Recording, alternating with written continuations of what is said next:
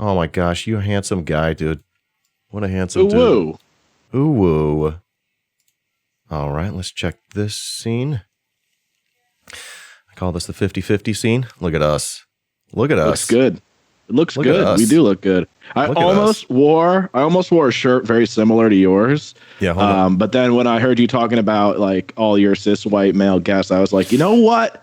I think I'm going to not only lean into it, I'm going to wear my brand new sleeveless flannel and pull off like a Larry the Cable Guy. Really just throw everyone for a turn. Beautiful. I almost wore a trucker cap. I almost wore a trucker cap and I like chewing on whatever that stuff, that tobacco chew. Well, it's good to be here with you, Dan. Delightful, Dub. I'm Dub from Tallahassee. Dub, you handsome motherfucker. So good to be with you, my man, House of Dub, Matt Dubrow. You're a musician. You're a streamer. You play some games online. You got a really positive stream and a positive vibe and a great way of looking at life. And you're a good friend of mine. We got to know each other back when I first started streaming here on the twitch.com, playing Twitch Sings. Playing, we say. It was pretty much like singing karaoke and having fun. It was a great community. And then they shut it down because apparently they didn't want to pay for the rights or whatever. And now we all pivoted to different streaming things. I want politics, and you're hanging out with music, and you're doing the video games, and y'all, it's so good to be with you. How are you doing today? I'm feeling excellent. I have a little bit of like heartburn, a little bit of like, I guess, I don't know if it's heartburn. I don't feel it in my heart. It's like acid reflux. I'm having a little bit of that.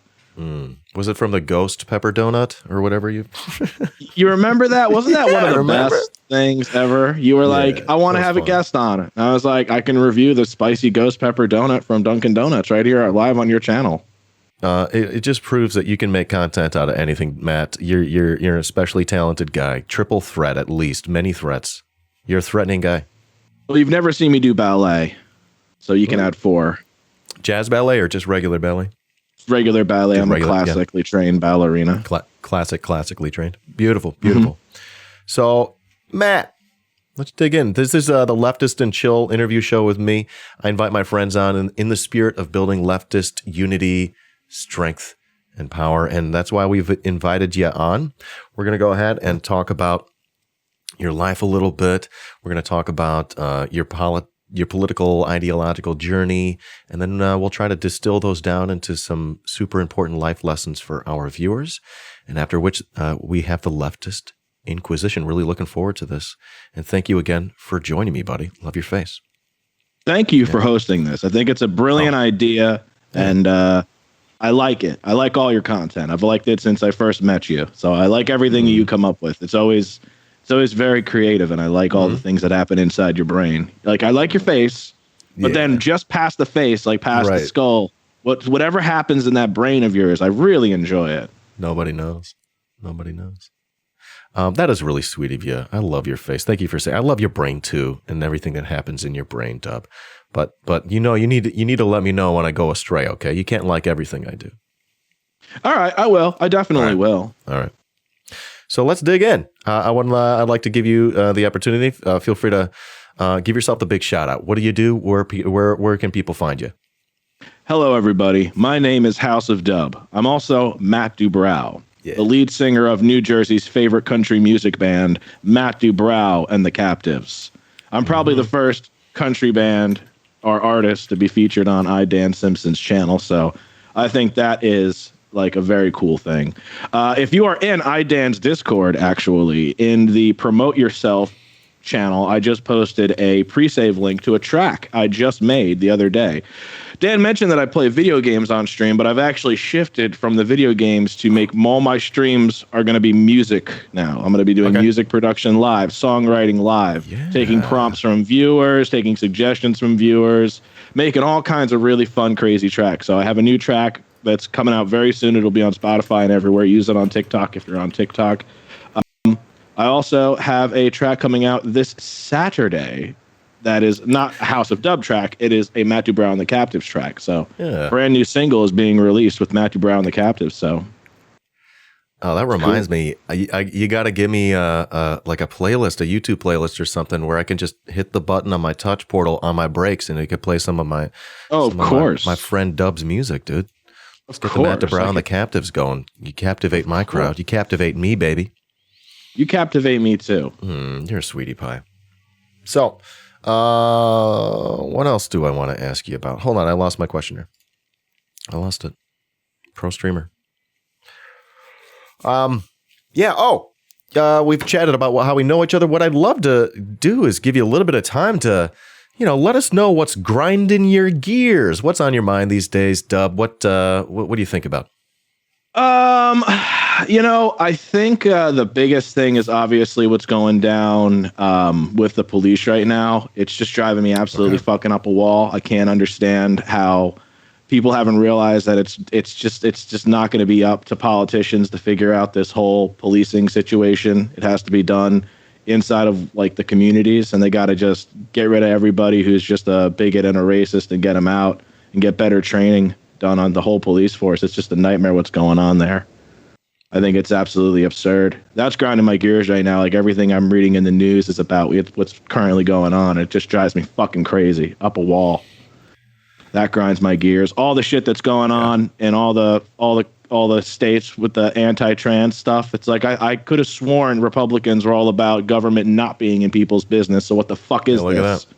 Yeah. Like what the fuck? Like, and it's just like they're going against whatever. Like obviously they haven't had a platform in 4 or 5 years now. They haven't had a legitimate platform. They haven't had like a legitimate thing. Oh, this is what we're trying to do. It's always just been like fear mongering, hate mongering. That's just grinding my gears big time. Hate it. Can't stand it. And anybody who tries to defend any of their talking points, they're just such idiots. They all grind my fucking gears. Matt, what do you think? What do you think about the movement to abolish the police? I think it has to happen one way or the other. Okay. You can't, because there's no defending it at this point. There's just not.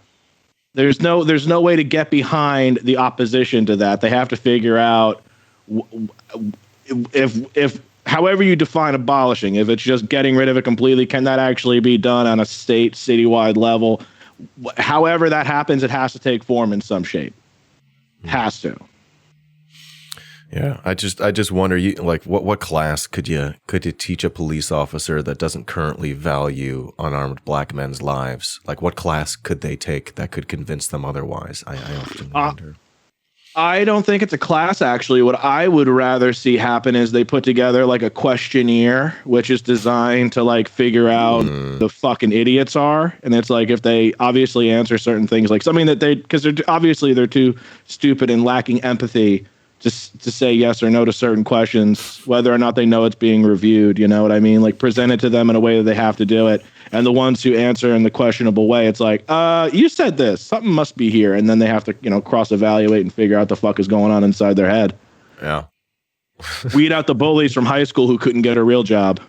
Dude, yeah. And then they became cops. Exactly. And then they became cops. I know people just like that around my town. Yeah. They cheat. Yeah. I don't think they'd be smart enough to. They'd have to figure out a way to make it so it's an educational thing. Sorry, I'm reading chat. It's all good. I know that we do that at the end, but I saw it. We'd have to find a way to make it too intellectual. Yeah. That they'd be able to cheat. They'd copy up the non-racist guy. Yeah. Yeah. No, they wouldn't be able to. You'd have to find a way to implement it. So it's like, I don't think it's necessarily a class. Don't give them a class. Go right to the test. Test them in a controlled situation where you can expose them. Figure out who actually understands how de-escalation works. Almost like put them on scare tactics. Matt. Could be dangerous. Dub. Rub-a-dub. Let's talk, I don't know, do you want to talk a little bit more about any other current projects that you're working on in Where Are They Now? You could talk about professional, you could talk about your band a little bit more, or anything else, like leftist related, anything. What? Okay, well, here's kind of where my head's been at the past year. So obviously I've been unemployed since the whole pandemic. If anyone's interested, what I used to do was set up concerts for big bands. So I've spent a decade setting up concerts for all sorts of humongous bands, on just big bands, small bands, all the bands. And on the side, my hustle was doing the studio, recording bands, making music myself, engineering, producing, all of that stuff. once I lost everything in 2020 with the whole pandemic, I also became a PC gamer. So I was like, shit, I'm just going to stream on Twitch. And I only got on Twitch to promote my music. It was just another thing to do that I hadn't done yet. And playing video games has always been fun for me, but I wasn't doing it at the time. I started in 2019 streaming on Twitch. Okay. And eventually it kind of just dawned on me this past March. I turned 30 and I was like, you know what? Playing video games is fun, but my first love has always been music, and I really want to take my music to the next level. And specifically, the fact that country music has this very polarizing thing. Some people will even say like they don't like modern country music because they can't really put their finger on it, but something about it sounds racist. You know what I mean? It does. Like, I'm not here to be like, I don't even listen to country music. I work for those country artists. They're all assholes. So it's like, I don't give a shit about the actual genre. I just know that it's a genre that I do really well and that I can promote myself in. So I'm like a faux country guy, as you can tell. I live in New Jersey, and this is how I'm dressing.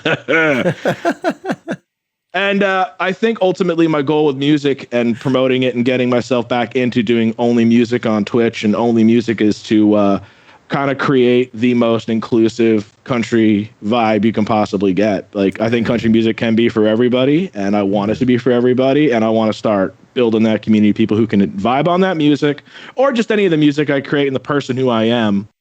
Because you don't always just have to like an artist for the music. You could like an artist for the person and not necessarily like their art. But I don't think the other way around really works. Like, if someone's a really shitty person, I think it invalidates their art in a way. So I'm trying to focus on being a really good person, also putting out artwork out there that everyone can enjoy. Because I feel like everyone would like to go freaking enjoy a good old country music show wearing a cowboy hat and your assless leather chaps spanking each other around. It's a fun time.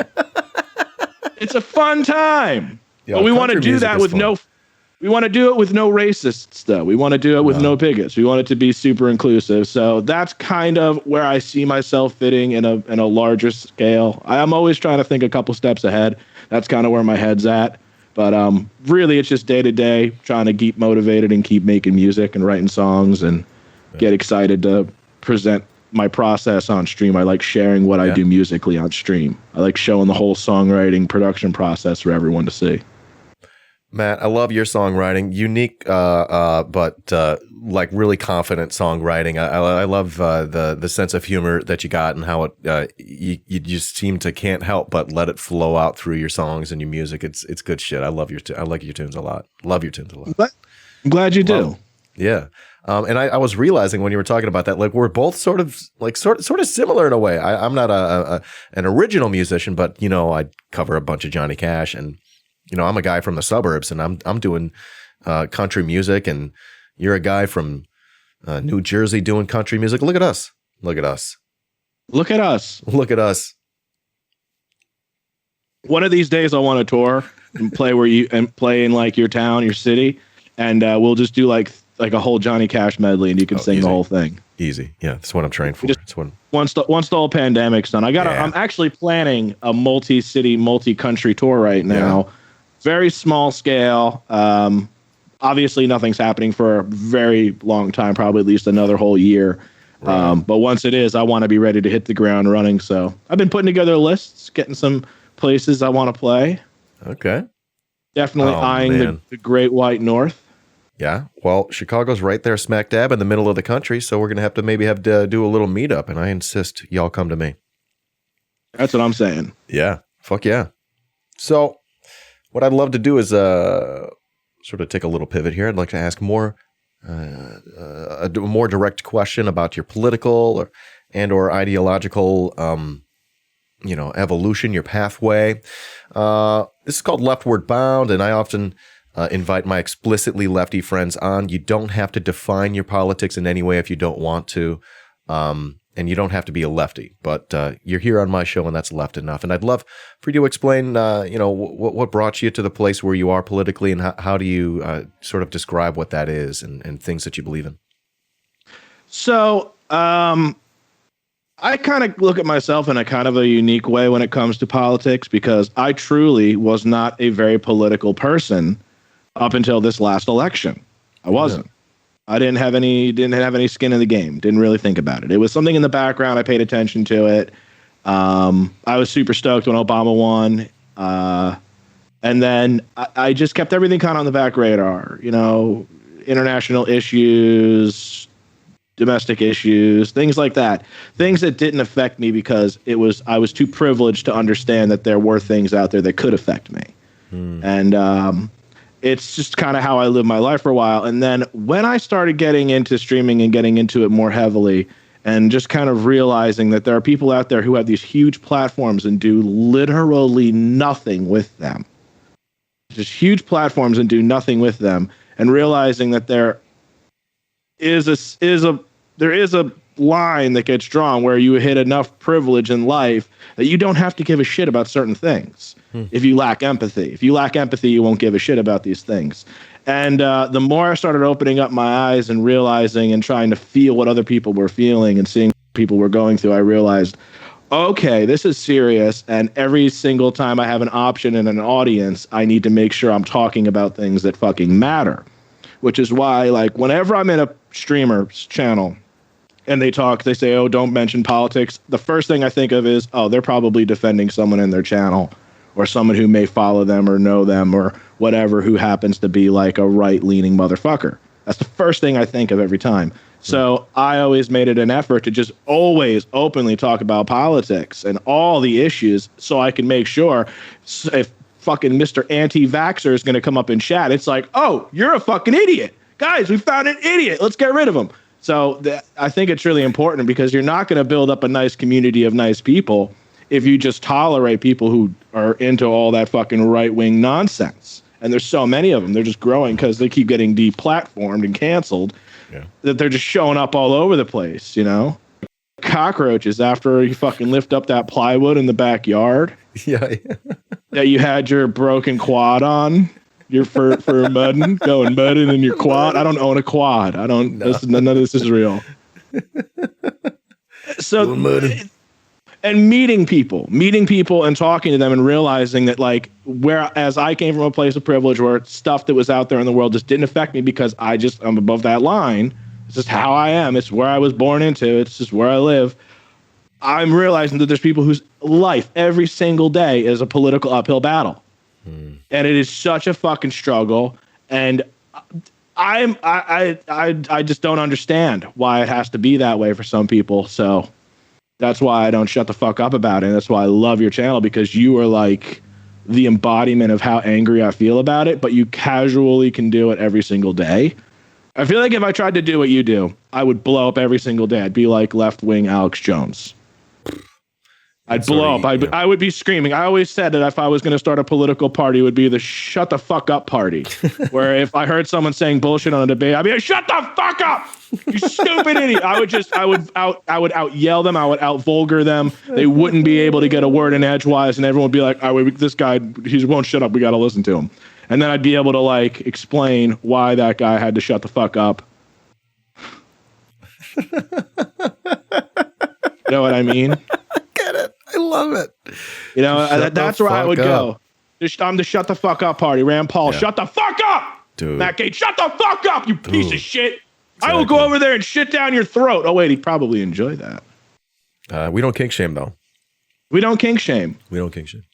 But just make sure whoever's doing it is eating all organic. You don't want any like processed trans fats going down your throat. That's experience right there, chat, and you only get that from House of Dub. So, Matt, it seems like you're saying, and a lot of people, I believe, are going to be able to listen to the story, feel the same way, being able to live a life of being able to not paying attention to politics, and then becoming aware that certain people's lives are political. Their existence is political. That argument never goes away. And by reflecting and seeing that some people have such an amazing platform and just completely just decide to do nothing with it, that's sort of one of these things that are a lot of those things wrapped up that sort of pushed you to your political place where you are now. Is that about right? It is about right. And definitely the idea of people who have massive platforms could be reaching a lot of people, also impressionable people. and they decide, no, we don't discuss politics. That's too taboo. I am not smart enough to have an opinion on this. Well, maybe, you shouldn't be doing anything then if you're not going to take the time to learn about things that are important, that don't necessarily affect you, but affect other people who might be your viewers, Right. Not to say one has to have a take on everything, but take some responsibility.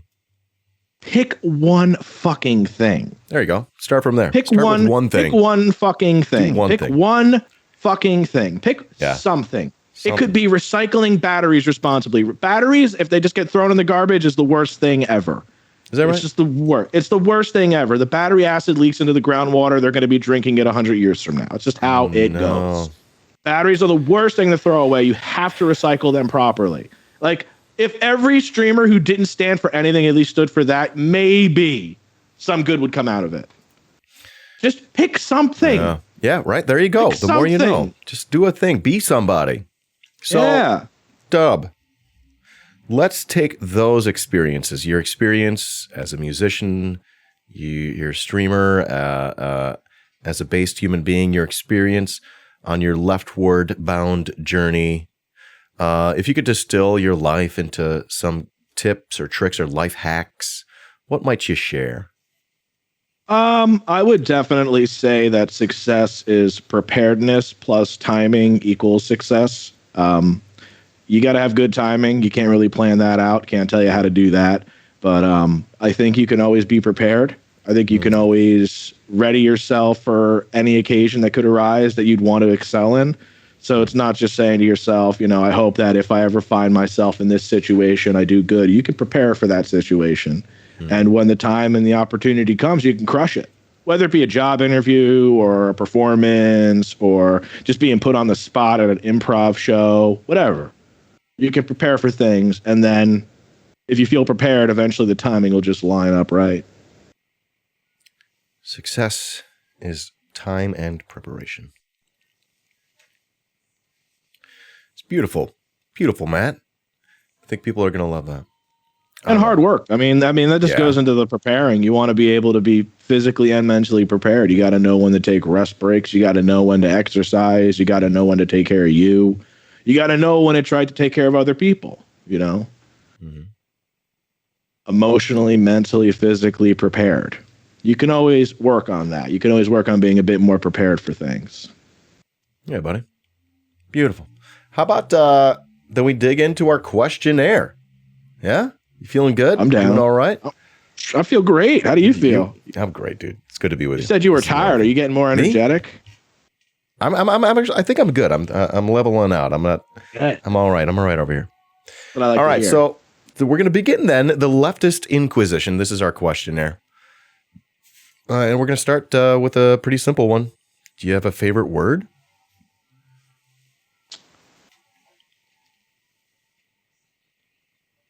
Fuck. Yeah. Actually, it's not fuck. What? My favorite word is blumpkin. Of course. Yeah. It's blumpkin. Blumpkin. It's my favorite word. It's hilarious. I love saying it. It's hilarious. I love calling I can't even say it right. Helicopters. I love calling helicopters helicablumpkins. That doesn't make sense. Doesn't make any sense. Doesn't even make sense. That doesn't make sense. I love the word. I love the word blumpkin. It's hilarious. It's a hilarious word. You're hilarious. What about like a least favorite word? Can't. Can't. Cannot. Yeah. Can't do it. Can't do it. Can't or won't. Oh. Yeah. They think you look like my brother. We are brothers. Yeah. We're brothers. I mean, that's not a lie. All right. Do you have like a favorite drug or vice or guilty pleasure? Or you can name one of each. Oh, what? Hold on. Did I miss? Yeah, you're in New Jersey. It's legal now. Favorite drug, huh?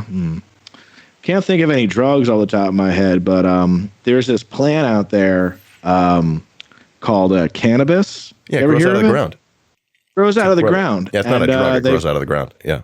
Oh yeah. They found a way to like take it and turn it into like some oil or some bullshit, and then they put the oil in magical pens, and you just suck on them, and all your back pain goes away. You got back pain? I'm sorry to hear that. Sucks. Look at that. It's going away, though. No, you don't. No, you don't. Yeah. So I like that. Boy. Love it. Yeah, same. You know me. I've smoked many a weed. Yeah. Many a weed. Although I lost all my weed in a series of small fires. I'm sorry to hear that. Yes. We should start a fund for you, a Ko-Fi. Yeah. Sorry for my loss. Yeah. Dub, Matt, do you have a sound or specific sound or noise that you love? Anything? This is actually kind of fun. I love listening to the sounds of people learning how to play an instrument. Oh, what? No, I don't like that sound. I can listen to someone. I can listen to somebody practicing any instrument at any level of learning. Hearing someone who's very good at playing an instrument is nice. It's very nice to listen to someone playing something really good. But hearing someone who's just like struggling through scales, I love it. I hear so much potential. I never hear mistakes. I hear potential. I think it's great. I love listening. A music. You would think that would lend to you being like a music teacher. You should teach like beginners or something. No chance. Is it going to ruin it for you? You don't want to hear it too much. Wouldn't ruin it for me. I don't know anything about it. Oh. I didn't go to school for music. I went to school for acting. I got a BFA in acting. Really? You want to learn how to do some Shakespeare? No. The teeth, the lips, the tip of the tongue. Everyone, let's do yoga. Yeah. Zip, zap, zop. Exactly. Zip, zap, zop. Improv game. Say yes. Yes. You are a truck driver. I'm an improver. I am your truck driver's wife. I packed you a ham. Oh, I love ham. I know you do, honey. That's why I made it for you. Enjoy your trucking. It's so funny that you and I have different accents, but we love each other so dearly. Yeah. We come from different... Oh, your voice changed. Yeah, scene's over. See, you got to let me know. That's as much as you get. I always say yes. I'm always saying yes. Exactly. It's great. Exactly. How about a sound or noise that you hate or strongly dislike? A sound or noise that I hate or strongly dislike. Yeah. I really hate the sound of like a drummer who just got to the gig and it's like a small house show or something. He's just like sitting there hitting everything really hard and pretending to know how to tune it.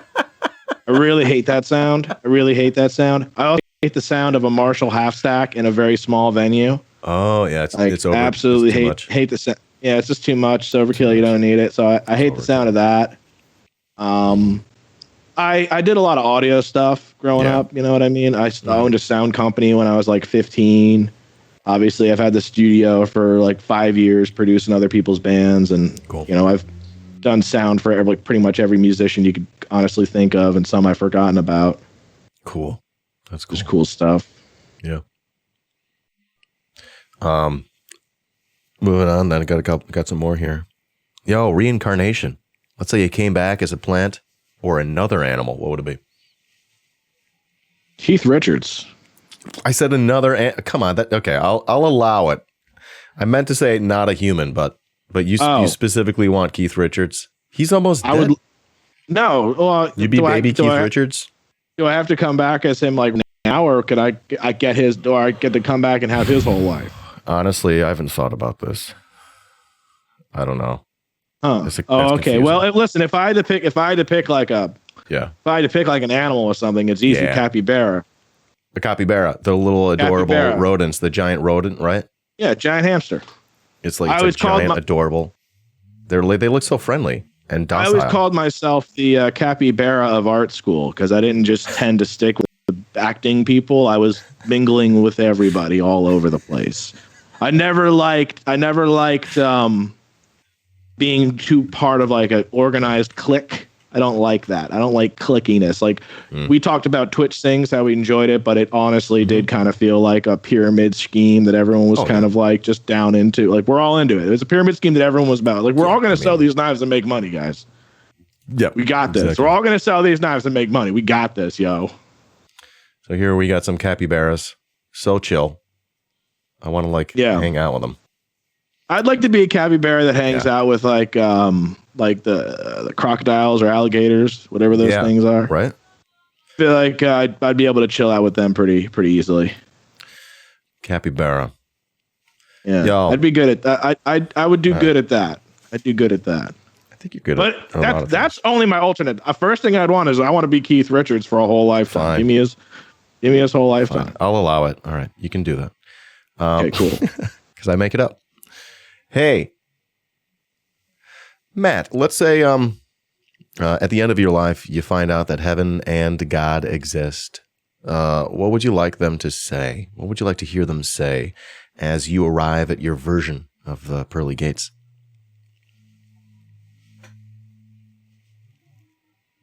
Honestly, yeah, I wouldn't want to hear him say anything. It would be like it would be like instant middle finger, stone cold stunner. Yes. That's exactly what it would be. Immediate, boom, stunner. Middle fingers first. Dun, dun, dun, dun, wow, wow. 100%. That's what I would do. Yeah. I don't want to hear. What the fuck? I don't got nothing to say to you. Yeah, it's more about what I have to say to him. Yeah. Fucking God. Fuck you. That Take dude. this fucking stunner. Why'd you make Corona? Dude, seriously, come on. Let's Like, start at the bro, top. why'd you make Corona? All The fuck? So I'd like to Explain ask to you- platypuses. Fuck. That's what I'd want to ask. Or hear an explanation for. It's just a whiteboard with a platypus on it. All right, here's what we were thinking. Here's where we went wrong. I was trying to make a keytar. Okay. There it is. Whoa. And you could define this any way you like. A leftist hero. Define that any way you like. That you would like to meet. And they could be dead or alive. All right, so this is actually kind of fun because this was the only question I prepared for. This is the only question I prepared for because I needed to, because I wasn't sure if it was the right answer. And I don't mean right from like a what is it, like moral standpoint. I meant like right, not like righteous. I meant like right as in like, is this actually an accurate thing to say? And I think it's fairly accurate. I think it's fairly accurate, especially given in today's context. It would be Samuel Clemens, also known as Mark Twain. Okay. Yeah. Now, I did have to do a little bit of research because if you Google, you'll find that he did mostly vote Republican. Obviously, Republicans were a little bit different back at like that time. But there was one highlighted conversation about how you would have like, a butler or something who would answer phones. And back in the day, there'd be like telegrams and ways of communicating your vote. And he was very, very shocked about a Republican guy who got nominated for, a good whatever thing. I don't think it was president, like senator or whatever. And the guy was a liar. He got a really bad reputation of being a liar. And Mark Twain was like, wait, this is weird. We shouldn't do this. And then the conversation he has with all his friends who he's playing pool with, billiards, is we can still call ourselves this, but not vote for this guy because he's not a good guy. So I don't think we should vote for them. And I think that would actually lend itself really well to a more modern society. And I'd want to hear his takes on a lot of different people today and all the dishonesty, obviously, that's like been floating around. The fact that that's the thing that gave him pause and made him think, hey, even if I am this, I'm not voting for this guy. He's a liar. He doesn't speak honestly, which, no politician should speak dishonestly, yet they all do. Sure. Okay. Let's take that question to the next step then. And I don't know, let's say you had the chance to meet Mark Twain. Samuel Clemens? Yeah, it's his real name. Right. And they changed his name to a Mark Twain, which is a steamship terminology. It was the lowest point in a very narrow area of water. There you go. Guy would jump out of the boat and make sure that he could stand up. And the boat's gonna be fine. Keep it coming. All right. Before unions. Oh my God. All right. So let's imagine you had the chance. They'd come back to the dead. You had a chance to tell them what you told me today. You could tell them more about your life. I don't know. What do you imagine they'd say to you? It wouldn't even be that. Honestly, it wouldn't even be that. I'd want to I want to be sitting he'd be in a comfy chair, obviously getting the comfiest chair he needs. We want to make sure he's not even thinking about his body. And I want to just turn on the TV and like cycle through about 3.5 hours of like news, hit all the big ones. You know what I mean? Fucker Carlson and fucking Sean Bannity and fucking all those assholes. I want him to just see that, and I want him to respond to it. I just want to hear, like, if I had it on TiVo, that'd be the best because I could pause it and then get the reactions, and I'd have like a little tape recorder. I would just want to hear him talk. That's it. About everything that's happening right now, especially how it's presented on the news, because that would be totally weird to him. He wouldn't even know what to think about that probably. Yeah. But like, I think he would get it quick. I think he'd figure it out. Like, oh, this is what people are doing. Okay. I could have done this. Let me rewrite Breaking Bad. A smart guy, right? Smart guy. He's a pretty smart guy, man. He's a pretty smart guy. He's worth reading into. Anybody who says I don't want my autobiography coming out for 100 years because I was more or less responsible for my daughter's death is definitely thinking ahead. Spoiler alert.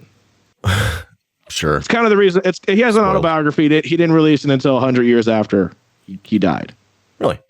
It's a really interesting read, but that's actually, he kind of professes in the book that he did a trip with his daughter. She was an infant.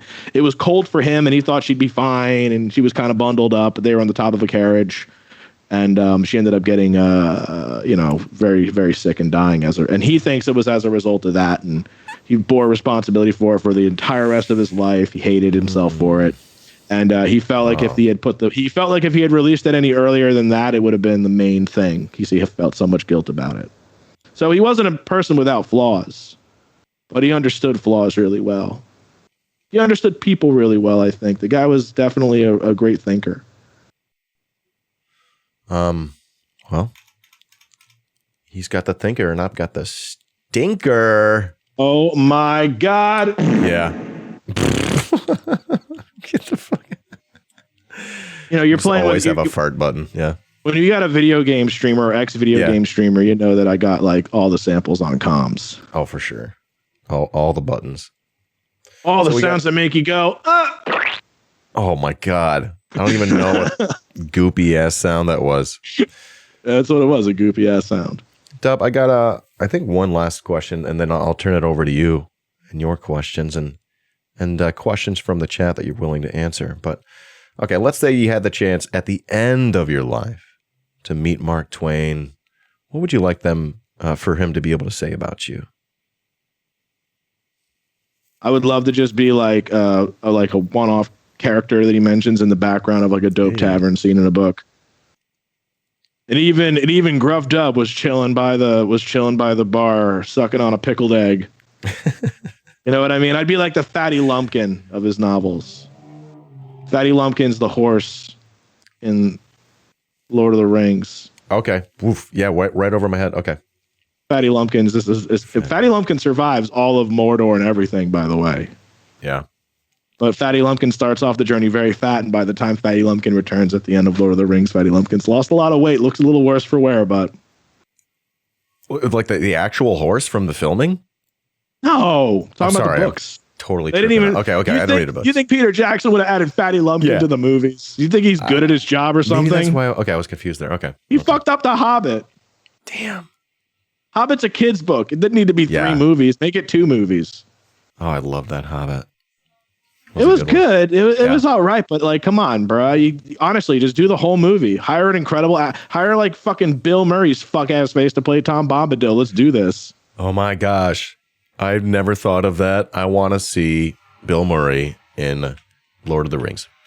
I think he'd lend himself a really funny character to that kind of fantasy. It would be like Billy Crystal in The Princess Bride. Yeah. You know what I mean? He was like ripped straight out of like, Brooklyn, New York. Putting a fantasy movie was great. Yeah. Well, gosh. Dub, that ends my portion of the Leftist Inquisition. We can go ahead now and turn it over to you if you have questions for me. And if there are any questions in the chat that you're willing to answer, just ignore all else. Anything else you don't want to answer? Here's a question I have for you. Okay. How often do you experience burnout? What is it like for you? And what do you do to recover from it? Burnout. I don't know. Streamer fatigue, presentational fatigue, anything like kind of like that. I call it burnout, but you may define it like stressed out or to the point where you have to walk away. How do you when do you find that it hits you the most? What do you do to get through it? I want to know how your body and how you react to it. Huh. I don't know. I've taken a couple breaks before. When was like this past summer?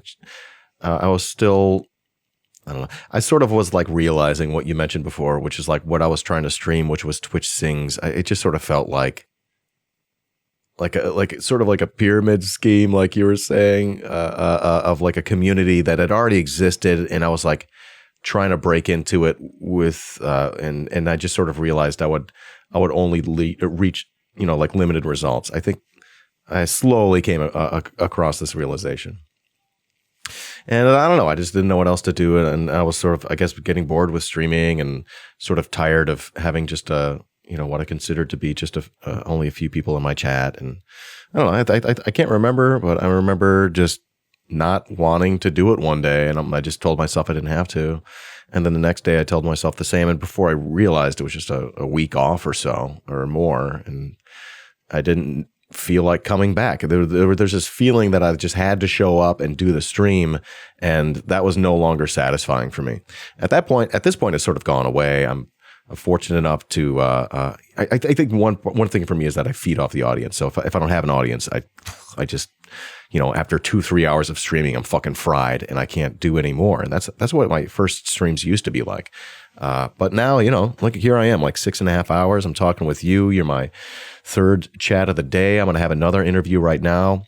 I did 7 interviews the other day. Like I'm loving this. The thing that I don't like is the editing that happens after the stream. I love doing it live. Okay. Yeah. So I don't know. We'll see. For me, it's like a grind at this point, and it's my job, and I do see it as my job. So I can't just take a day off if I'm just not feeling it necessarily. But I do know that I can always do that. And I do give myself a day off each week, and I think that helps. Oftentimes, though, on my day off, I'm like, I'm bored. I want to stream. I enjoy streaming. It's good for me. This is good for me. Otherwise, what would I be doing? I'd be complaining to my girlfriend about, what's going on in the world. And that was not good for us either. That was... we agree with each other to a certain extent, but, at some point you're just beating a dead horse talking about how shitty the world is sometimes. So this has been really good for me. It's given me a good social outlet. It's also given me the ability to feel like I'm doing something good.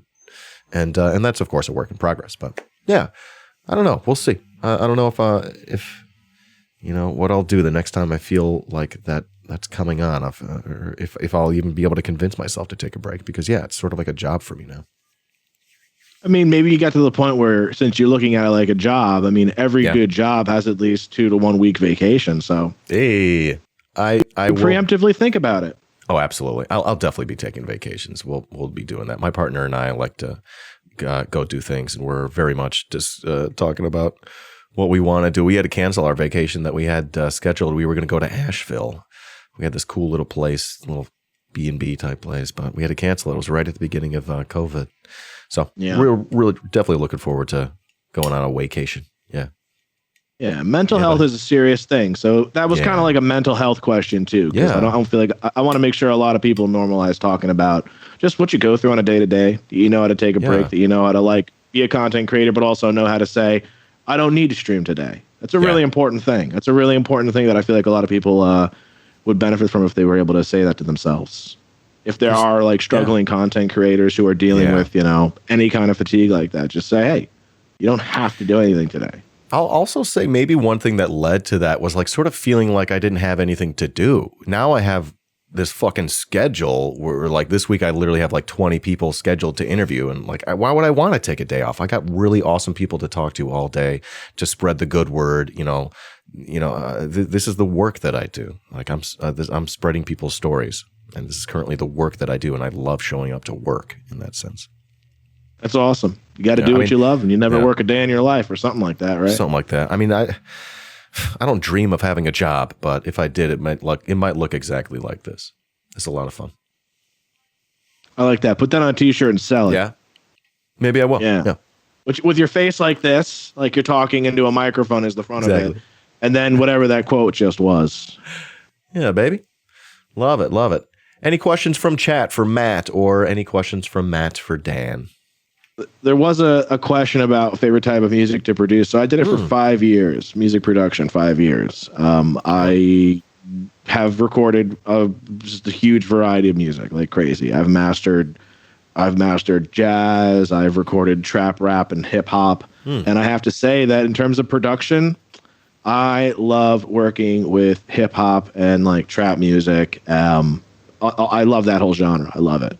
Yeah. Trap and hip hop is great. I mean, I don't even know if trap's the right way of putting it, but like that's where all the sample packs of noise. Yeah. They're all like the best ones are all the trap ones. Yeah. So like you just throw that in anything and it sounds really cool. I love producing hip hop. You could just be so creative. You don't have to like do anything. Some people will be like, man, auto tune. It's like, I love auto tune.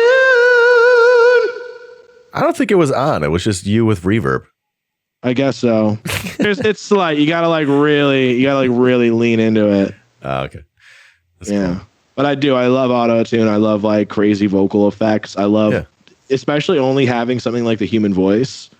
Like, say you have a track and it's just one beat, and then it's like, how do we make this whole thing come to life with just like the human voice? How can we manipulate it? Where can we put it? Like, how cool can we make this track? Yeah.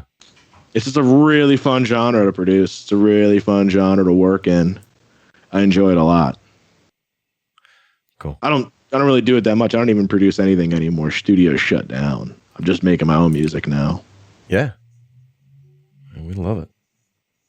I like it too. We love you. I love you more. Oh, you. Oh, you. Guy. You're a guy. You're a guy.